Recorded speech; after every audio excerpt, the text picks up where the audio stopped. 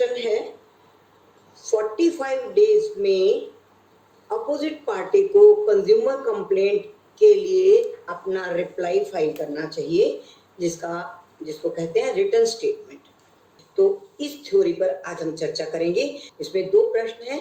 पहला प्रश्न, ये 45 डेज की जो थ्योरी है वो मैंडेटरी है या डायरेक्टिव है, मीनिंग देयर बाय कि क्या ये लॉ है तो उसमें डिस्क्रिप्शन कोर्ट की नहीं होगी कि वो 45 डेज से अधिक दे सके, और अगर डायरेक्टिव है तो इसका अर्थ है कि कंज्यूमर कोर्ट को ये डिस्क्रिप्शन है कि वो उसमें रिलैक्सेशन दे सकता है या अपनी मर्जी से समय अधिक दे सकता है। और लेटेस्ट 2021 में था केस भी आया जिसमें बड़ा स्पष्ट किया गया कि ये 45 डेज की थ्योरी एक्ट में प्रोवाइडेड है, इसलिए इसमें कोर्ट की डिस्क्रिप्शन नहीं है कि वो उसको बढ़ा सके, तो इसको मैंडेटरी कहेंगे।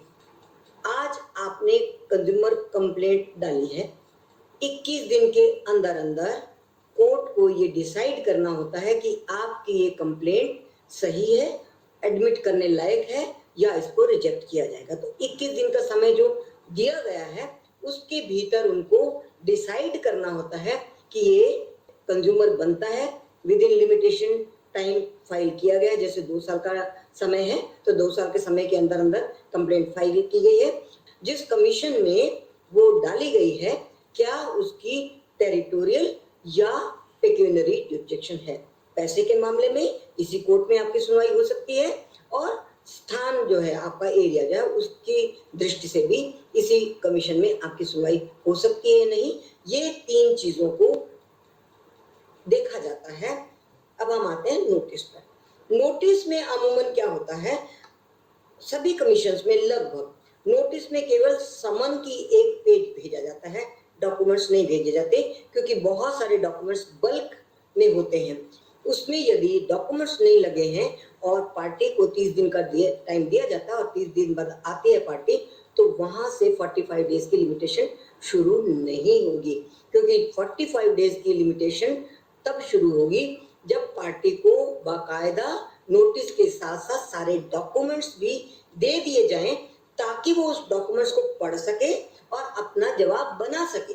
बिना डॉक्यूमेंट्स के दूसरी पार्टी उसका जवाब नहीं बना सकती। इसलिए अमूमन पहली डेट जो है वो इस तरह से जाती है कि पहली डेट में जब व्यक्ति आता है, दूसरी पार्टी आती है, तो उसको सारे डॉक्यूमेंट्स पकड़ाए जाते हैं। बाकायदा कोर्ट की फाइल में ये नोटिंग होती है कि आज हमने ये सारे दस्तावेज अपोजिट पार्टी को दे दिए।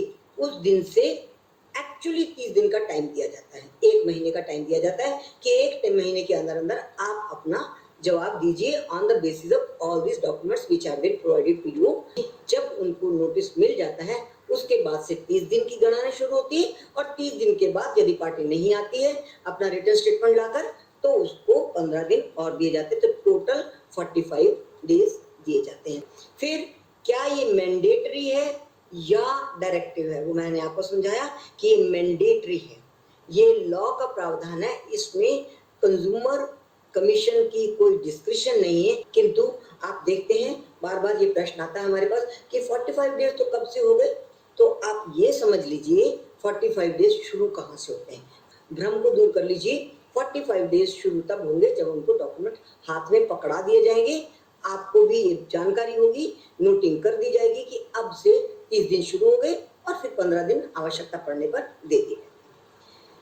अब एक और प्रश्न इसमें जुड़ गया है, अगर 45 डेज हो गए हैं और दूसरी पार्टी ने जवाब नहीं दिया, तो कोर्ट को क्या करना है, कोर्ट को एक्स पार्टी प्रोसीडिंग्स करनी है, मीनिंग देयर बाय कि अपोजिट पार्टी का जो राइट टू डिफेंड है, right to give return statement है, right to give submit their reply है, वो खत्म हो जाता है, और कोर्ट ये क्लियर कर देता है कि अब आपको और समय नहीं दिया जाएगा, इसलिए we will proceed ex parte, यानी कि अपोजिट पार्टी के जवाब के बिना हम अगली प्रोसीडिंग शुरू कर देंगे।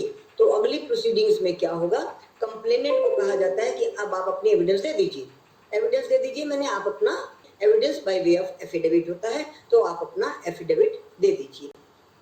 तो एफिडेविट जब दे दिया जाता है या दूसरी डेट जब एफिडेविट की होती है, उसके बाद एफिडेविट वाली डेट पे यदि दूसरी पार्टी आकर कहती है कि एक्स पार्टी प्रोसीडिंग्स को सेट असाइड कर दिया जाए और मुझे डब्ल्यूएस देने का अधिकार दिया जाए, तो यहाँ पर डब्ल्यूएस देने का अधिकार नहीं है। अब ये डिस्कशन होती है कि प्रोसीडिंग्स में कोर्ट अपने ऑर्डर को रिव्यू कर सकता है कि नहीं। 2019 से पहले 1986 के एक्ट में कमीशंस को अपने रिव्यू की पावर नहीं थी, अपने ऑर्डर को रिव्यू करने की। अब अपने ऑर्डर को रिव्यू करने की पावर है। कोर्ट चाहे तो यहाँ पर फर्दर प्रोसीडिंग्स में पार्टिसिपेट करने के लिए दूसरी पार्टी को परमिशन दे सकता है, किंतु you cannot set back the hands of the clock. जो हो चुका वो हो चुका। आगे की प्रोसीडिंग्स में कोर्ट को ये अधिकार होता है कि वो आगे की प्रोसीडिंग्स में उसको पार्टिसिपेट करने दे। तो उस समय कोर्ट ये कह सकता है कि चलिए आपका रिटर्न स्टेटमेंट हमने नहीं लिया, अब आप फर्दर प्रोसीडिंग्स में पार्टिसिपेट कर सकते हैं, आप अपना एविडेंस दे सकते हैं। तो वो अपना एविडेंस दे सकेंगे। उसी एविडेंस में चाहे वो अपनी पूरा का पूरा डिफेंस बता दें, अपने पूरे डॉक्यूमेंट्स लगा दें, ये उनकी इच्छा है कि वो अपने खराब हुए केस को कैसे सही कर सकते हैं। तो यहाँ पर कोर्ट के इस अधिकार को कोई नहीं छीन सकता कि वो आगे की प्रोसीडिंग्स में उसको पार्टिसिपेट करने दे। तो 45 डेज वाली थ्योरी ये है। तो आज के लिए इतना ही। Thank you very much friends.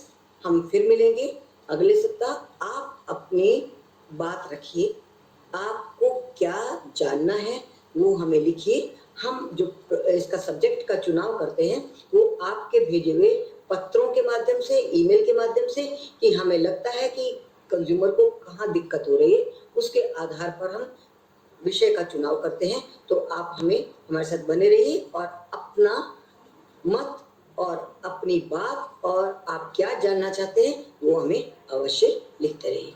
Thank you very much friends. बने रहिए हमारे साथ, हम फिर मिलेंगे। थैंक्स।